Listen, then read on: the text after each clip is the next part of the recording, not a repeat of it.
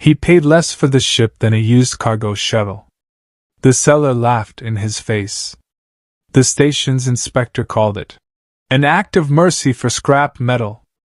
No one, not a single sentient species in this sector of the galaxy, knew that the rusty heap in the orbital scrapyard was humanity's first dreadnought, built in the darkness of despair, hidden so well that even Earth itself had forgotten about it.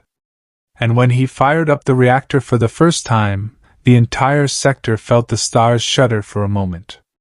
His name was Derek Hale, and he was a scavenger. Not a hero, not a soldier, not a chosen one. Just a man who bought decommissioned ships at salvage auctions, repaired them half-heartedly, and resold them for a pittance to support himself and the old mechanical arm that had replaced his left hand since the Centaur mine disaster. That day, at Gross Vale 9, he came to look at a batch of decommissioned shuttles. He wasn't looking to buy anything big. He didn't have the money for anything big. But then he saw lot number 447. The holographic screen displayed an image taken from an orbital scanner many years ago, a dark, twisted hull, twice the size of any ship parked next to it in the scrapyard. The hull was so charred and covered in space dust that the scanners couldn't even determine its class. The auctioneer, a green Targovian woman with 4 eyes, read the listing in a disinterested voice. Unidentified human vessel. Found drifting off the outskirts of the castle system 7 cycles ago. Reactor unresponsive. Weapons systems missing from scanner. Starting bid is minimum, as transport to the scrapyard costs more than the ship itself. Nobody raised their hand. Derek picked it up. The Targovian blinked all 4 eyes in surprise. Are you sure, human? It's just dead weight. Metal for smelting. I know, he said, though something inside him twisted, something like an instinct he couldn't explain. Maybe because the ship was human. Maybe because after the mining accident, after he'd lost his arm and almost everything else, he'd learned to see value in things everyone else had written off. He paid 3,000 credits. Less than his own prosthetic arm cost. The journey to the abandoned ship took 2 days on his tug shuttle, the Wanderer. When the massive bulk finally appeared through the porthole, Derek's breath caught, not from awe, but from sheer scale. The ship was enormous. Not just large, it was the size of a small moon, a dark silhouette carved against the stars, with curved lines that seemed both ancient and eerily calculated. Its hull was riddled with scars, marks of battle that no one had bothered to hide or explain. Registration number missing, the shuttle's on-board computer said in a dispassionate tone. Identification unavailable. Recommend caution during docking. Derek didn't need any introductions. Something about this ship made the hairs on his arms stand on end. The docking port felt strange, not the standard human interface he was accustomed to seeing on cargo ships, but something rougher, more military. The airlock opened with a metallic screech that echoed in the vacuum, as if the ship were groaning after decades of silence. It was dark inside. Dead. The only sound in Derek's suit was his own breath, echoing in his helmet as he drifted through the corridors, lighting his way with a handheld flashlight. The walls were coated in dust and frost. Wires hung like exposed nerves.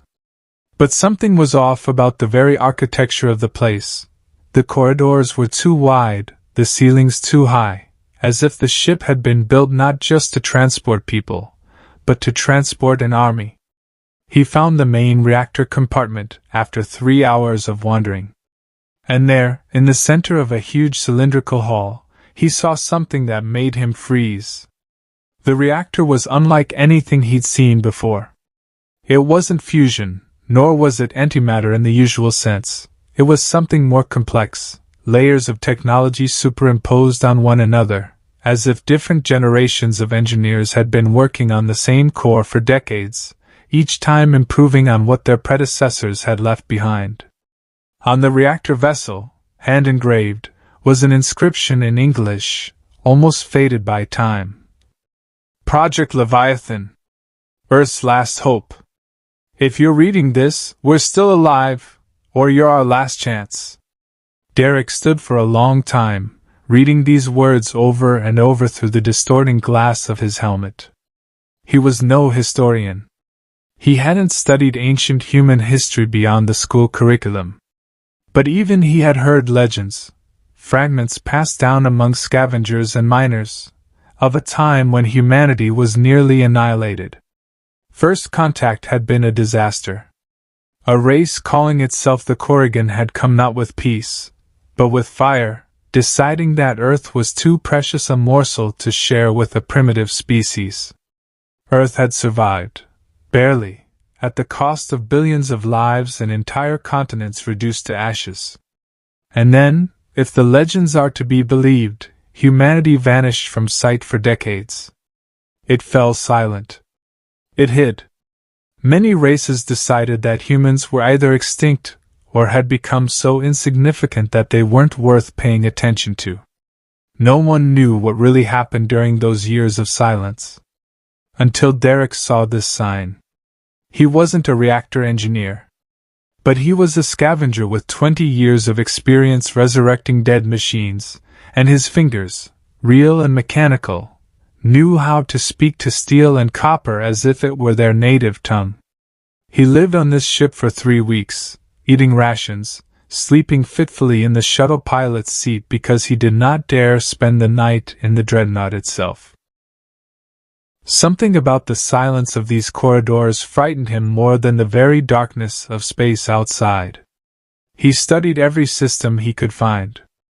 Much was encrypted, locked behind security protocols long outdated, yet still holding firm with an admirable tenacity. He found the logbook on the 12th day. The voice, recorded by a person named Commander Alicia Vaughn, sounded tired but firm. Day 340 since the keel was laid. Project Leviathan remains the most classified program in the history of the Earth Unified Command. We're building more than just a ship. We're building a message to the galaxy. Humanity doesn't give up, and humanity doesn't forget. After the bombing of the Quiet Sector, we realized one thing. They underestimated us because they thought we fought like them. We decided we'd never give them the chance to underestimate us again. Derek listened to that voice again and again as he repaired the reactor's damaged circuits. The logs spoke of years of construction in deep space, far from the sight of any Corrigan reconnaissance satellite, far from even the eyes of Earth's own government, for the project was so secret that fewer than 20 people knew about it. The Dreadnought was built as a last stand, a weapon so powerful that its mere existence would be enough to tip the balance of power in the war. But something had gone wrong. The last entry in the log was short, static-filled. They found us before we were finished. The reactor is 70% damaged, evacuating the crew in escape pods. If anyone finds this ship, don't let them think we're finished. The recording cut off. Derek sat in silence for a long time afterward, staring at the flickering screen, feeling a heaviness in his chest he couldn't explain. This ship wasn't just scrap metal. It was the last thought, the last hope of the people who had likely died trying to protect it. And now it lay here, forgotten, written off by the Targovian race as dead weight, sold for less than the arm Derek had lost in the mines was worth. He clenched his fists, real and metal, and in that moment made a decision that would change not only his life, but the fate of all humanity among the stars. He was going to bring this ship back to life. The renovation took 8 months. Derek sold everything he owned, his old tug shuttle, his tools, even the collection of ancient Earth coins he'd amassed since childhood. He hired rare specialists when he could afford it, but did most of the work himself, sleeping 4 hours a night and subsisting on synthetic toothpaste because proper food was a luxury he couldn't afford. He found backup memory cores hidden deep within the ship's holds, engineering plans left behind by the Dreadnought's creators in case the vessel ever needed to be rebuilt from scratch. He learned the ship's name was Leviathan I, the first of its class, the prototype for an entire line of dreadnoughts humanity planned to build if they had the time. Time they didn't. Because soon after the project was discovered and attacked, the human government itself, fearing escalation, ordered the entire project classified and forgotten. The Dreadnought's crew was considered missing in action. Their families never learned the truth. The ship drifted in deep space for decades, unseen, forgotten, until a random Targovian trade route stumbled upon it and towed it to the scrap heap, unaware of what they were carrying. Derek cried that night when he read the crew's final personal notes. Letters home they would never send because their ship was too secret to communicate with the outside world. A young engineer named Javier wrote to his daughter, "If you ever hear about this ship, know this, I didn't build it for war. I built it so people like you could have a future where no one could ever again decide we weren't strong enough to exist." Derek read these words standing in the reactor compartment, his mechanical hand resting on the cold metal core, and something changed within him. He was no longer rebuilding the ship for money or glory. He was doing it because he felt a duty to the people who died building something the world would never see. The reactor came to life on the 241st day. Derek stood in the command center, his hands trembling over the control panel he'd reassembled from parts of 5 different decommissioned ships. The screens, dulled by years of dust, suddenly flickered blue. A deep, guttural hum echoed through the ship's hull, as if a giant creature were taking its first breath after a long slumber. "Leviathan-class reactor, online," said a mechanical voice, strangely warm, as if the ship were glad to be awake. "Welcome aboard, Commander. It has been 83 years, 4 months, and 11 days since the last activation of primary systems. Requesting authorization." Derek wasn't a military man. He had no clearance, no code, nothing but stubbornness and a love for the machine he'd resurrected with his own hands. "I'm not a commander," he said quietly. "I'm just the guy who found you." There was a pause, a long, unusual pause for a machine. "DNA analysis complete," the ship's voice finally said. "Human genetic profile confirmed. Succession protocol activated. In the absence of the original command staff, command authority is being transferred to the first person to restore reactor functionality, as per Project Leviathan Directive, Paragraph 7. Welcome aboard, Commander Hale." Derek felt his knees buckle. Lights throughout the ship began to flicker on, one after another, entire decks waking from years of slumber, as if a gigantic heart had finally begun pumping blood through the veins of the Colossus. The loudspeakers echoed with the quiet but powerful hum of life support systems, weapons batteries, and shields, technology that humanity had hidden from the entire galaxy nearly 100 years ago, fearing that anyone would discover its true potential. "Commander," the ship's voice said, "I recommend immediate secrecy of this location.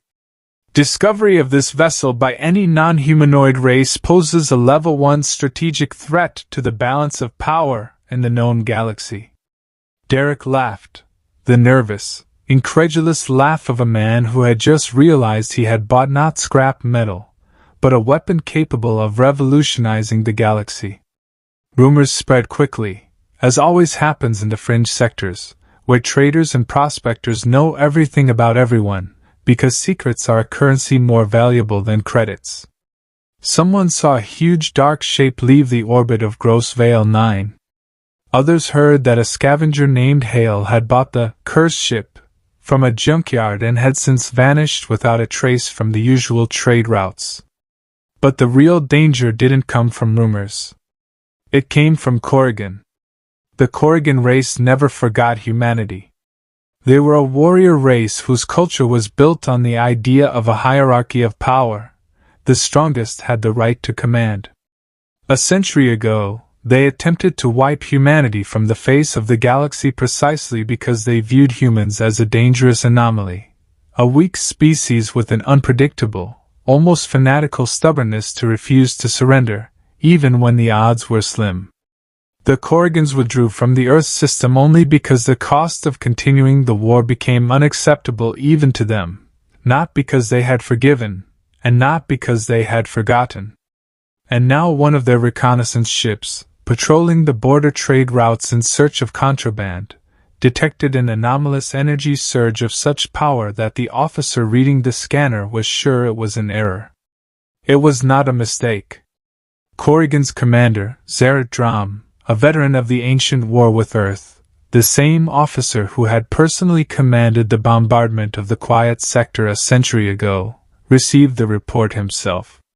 He stared at the skin data for a long moment before issuing an order, his voice trembling with a strange, almost forgotten emotion, not fear, but something akin to it. "Find that ship," he said, "and destroy it before the humans remember who they are." Derek didn't know anything about this until Leviathan himself warned him. "Commander, we've detected the approach of a reconnaissance drone of unknown origin. Engine signature analysis indicates Korrigan technology." Derek sat in the captain's chair, a chair too big for one man, a chair built for a commander giving orders to an entire crew, which he didn't have. He was alone on a ship the size of a city. No officers. No crew. Just him and the voice of the ship, which he called simply Lion, short for Leviathan, because referring to a warship's artificial intelligence by a mere number seemed wrong after everything he'd learned about the people who built it. "Can they see us?" Derek asked, his heart pounding. "Not yet. The drone is too far away for accurate scanning through our passive cloaking systems.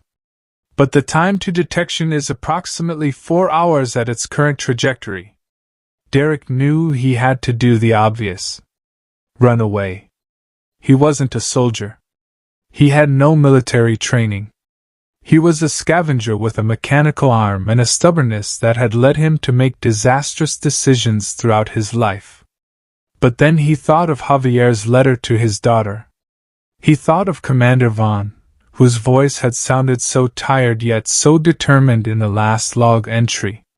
He thought of all the people who had built this ship, died defending it, and never seen what it could have become. "Lion," Derek said slowly. "What can this ship do? For real?" The ship's voice paused for a moment, as if considering how best to explain the scale of what it truly was. "Commander, this ship was designed to single-handedly confront an entire Korrigan invasion fleet. Its weapons systems include experimental gravitic cannons capable of rupturing ships at the molecular level at ranges of up to half a light hour. Its shield systems utilize layered technology unavailable to any known race in the galaxy at the time of its construction. This ship isn't just a weapon, Commander. It's a statement. It was built to tell the entire galaxy one thing: humanity will never again be underestimated." Derek was silent for a long time, looking out the huge viewing window of the command bridge, beyond which stretched the endless blackness of space, strewn with stars. "Okay," he said finally, his voice shaking, but there was something new in that shaking: determination. "Then let's make a statement." Korrigan's drone returned with a report 3 hours later, but the report was never fully received. Just as the drone approached close enough for a precise scan, Leviathan deactivated its cloak, deliberately, on Derek's direct orders, and allowed the drone to see itself fully, in all its terrifying, impossible mass. The drone's sensor operator, a young Korrigan soldier named Verath, who had seen the drone, immediately activated the emergency data transmission protocol and took off at top speed. He didn't make it in time. "Commander," Lev said calmly, "the drone is attempting to transmit our location to Korrigan Command." I recommend intercepting it before it reaches the relay. Derek took a deep breath. This was the first time the decision to use force had fallen on his shoulders, not hypothetically, not in theory, but right now, in real time, with real consequences. Can't we just jam the signal? Without destroying them? Negative, Commander. Corrigan's transmission technology uses quantum entanglement. The signal cannot be jammed by conventional means once initiated. The only way to prevent the transmission is to physically destroy the drone before it completes the broadcast. Derek closed his eyes for a second. He thought about the war he never wanted to fight. He thought about the people on that drone. Were there living beings there, or was it a completely automated system? He asked. The drone is fully automated, Commander. There is no crew on board. The relief Derek felt was so strong that he almost laughed. Then do it, he said. Stop the transmission. The Leviathan's gravity cannon fired once, a silent, invisible wave of distorted space that caught Corrigan's drone a split second before its signal was supposed to reach the relay. The drone vanished, leaving not even a trace behind. It simply ceased to exist, as if it had never existed. Derek stared at the empty space where the drone had been a second ago, and felt a chill run down his spine. He'd just used a weapon capable of erasing ships from existence. And that had only been a trial run. The signal wasn't fully transmitted, Lev reported. However, Corrigan Command likely detected a loss of communication with the drone. I expect increased reconnaissance activity in this sector over the next 72 hours. Derek realized there was no turning back. Whatever he decided to do next, hide, run, fight, the Corrigans now knew something was happening in this sector of the galaxy. And sooner or later, they would send not just a reconnaissance drone, but an entire fleet. Derek spent the next weeks exploring every corner of the ship that had become his home, his legacy, his burden. He found entire weapons decks designed for a crew of hundreds, now empty because he was the only person aboard. He found training simulators, medical bays with healing technologies that surpassed anything he had seen in the civilian sector. He found data libraries full of records of humanity's war with Corrigan, a war most modern humans knew of only through fragmentary legends, because the Earth government had chosen to bury much of its history, fearing that the truth about how close humanity had come to total annihilation would break the spirit of an entire civilization. But Derek read these entries not with horror, but with growing respect for the people who had been through this and survived. He learned of the Battle of Prox Secundus, where 300 human ships, outdated and less well-armed than Corrigan's fleet, refused to retreat because they had an evacuation station with 200,000 refugees at their backs. The fleet lost 90% of its ships in that battle. But the evacuation was complete. All 200,000 people survived. He learned of Dr. Yoko Tanaka, a scientist who, while held captive by Corrigan for 3 years, secretly sabotaged their weapons programs, knowing that if she were captured, she would be executed in the most excruciating manner devised by a warrior race that valued the suffering of its enemies as an art form. She was captured in her 4th year. She never revealed a single secret until her death. He learned story after story of people who, faced with overwhelming odds, with annihilation, with absolutely zero chance of victory, chose not to surrender because the very idea of surrender seemed more terrifying to them than death itself. And in these stories, Derek began to understand why the Leviathan was built. Not because humanity wanted war, but because humanity, faced with a race that believed that strength determined who deserved to exist, decided to prove one simple truth: human strength had never been measured by technology or numbers.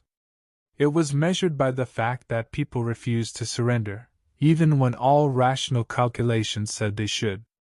Corrigan's fleet arrived 96 days after the destruction of the reconnaissance drone.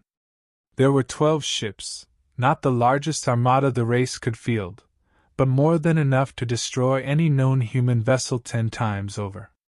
Commander Zeratdrom stood on the bridge of his flagship, watching the sensor readings as they slowly approached the last known coordinates of the strange energy surge.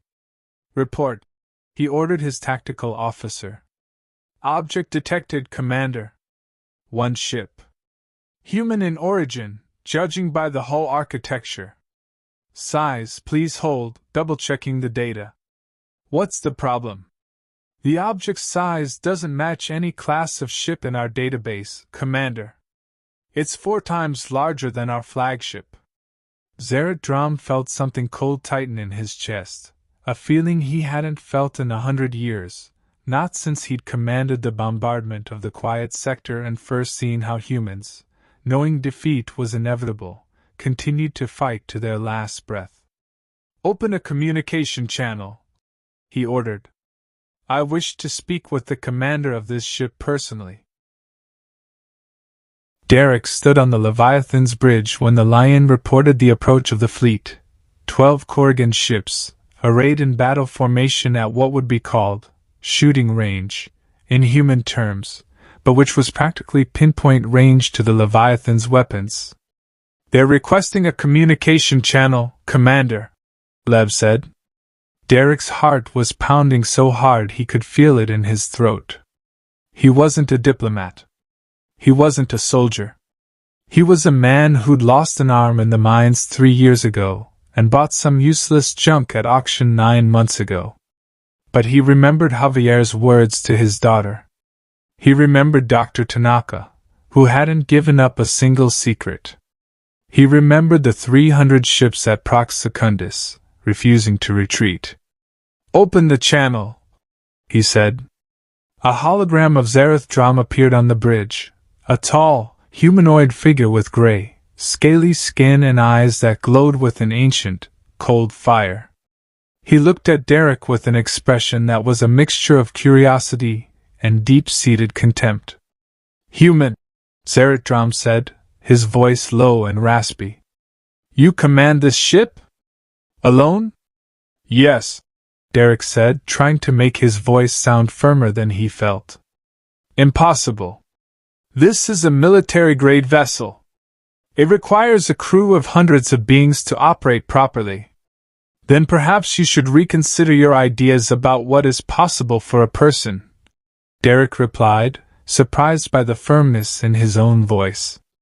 Zeratdrom was silent for a long time, studying Derek's face through the holographic link, as if trying to read something in him that the sensors could not analyze. "I commanded the bombardment of your home planet 100 years ago," he said finally. "I watched your species fight, knowing defeat was inevitable. I watched you choose death over surrender again and again, as if it weren't a choice, but the very nature of your being. I never understood it. Our race believes that strength determines the right to exist. Your species, weak by every measurable measure, continues to exist in defiance of any logic of strength. Maybe because strength isn't measured by weapons alone," Derek said quietly. "It is the philosophy of the weak, devised to console themselves in the face of inevitable destruction."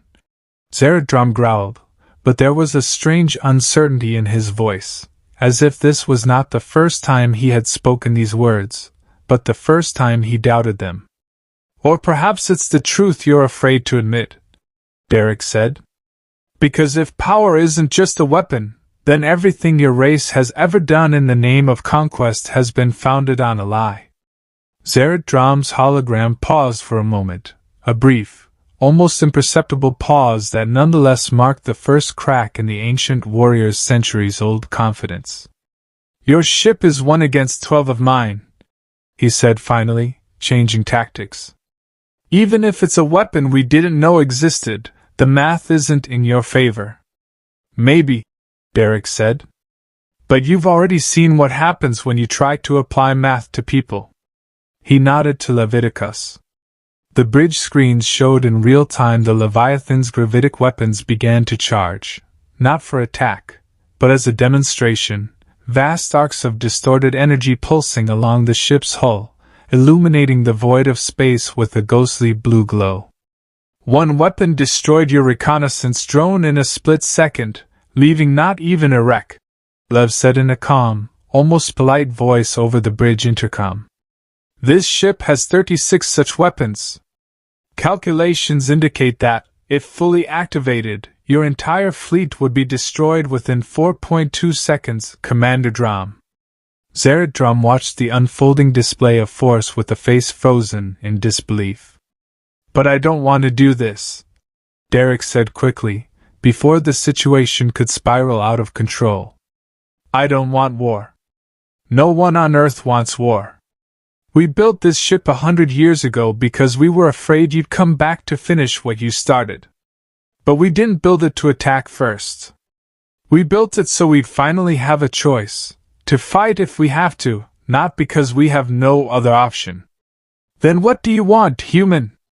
Zared Drum asked, his voice sounding genuinely confused for the first time in the entire conversation. I want you to come home, Derek said. And I want you to tell your command the truth about what you saw here. Not to scare them, but so they finally understand, humanity is not easy prey, and never will be again.